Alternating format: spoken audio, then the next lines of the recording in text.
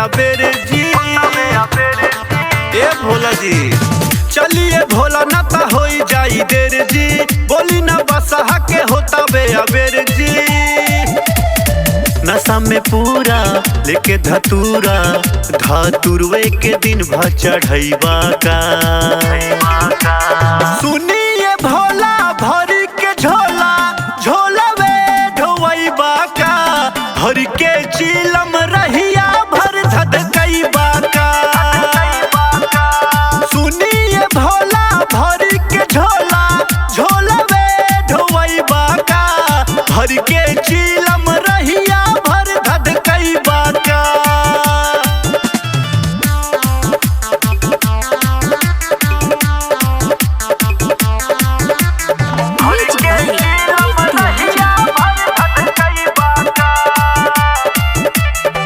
नसवे में रहत बानी टाइम से रउआ न खानी जी।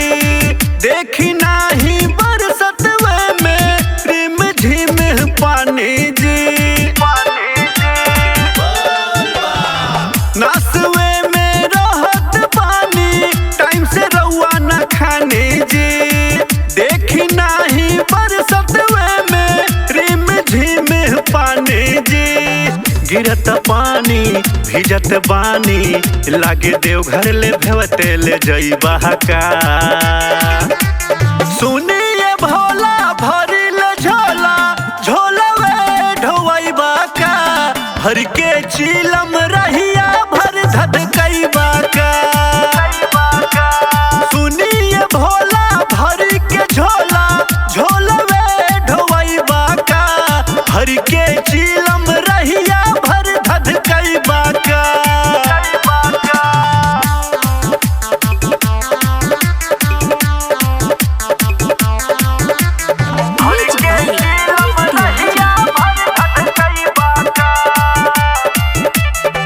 भंग धतूरा के फेरा में पड़ के करिल रउआ मन मानी जी। गावल भजन राकेश राजा ए भोला राउर कहानी जी।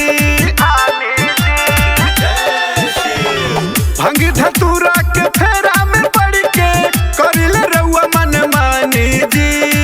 गावल भजन राकेश राजा ए भोला राउर कहानी जी। देवघर ले जाके चिलम पिया के लागे झिन्ने के खूब नचवैबा का। सुनिए भोला भरी के झोला झोलवे ढोवैबा का। भर के चिलम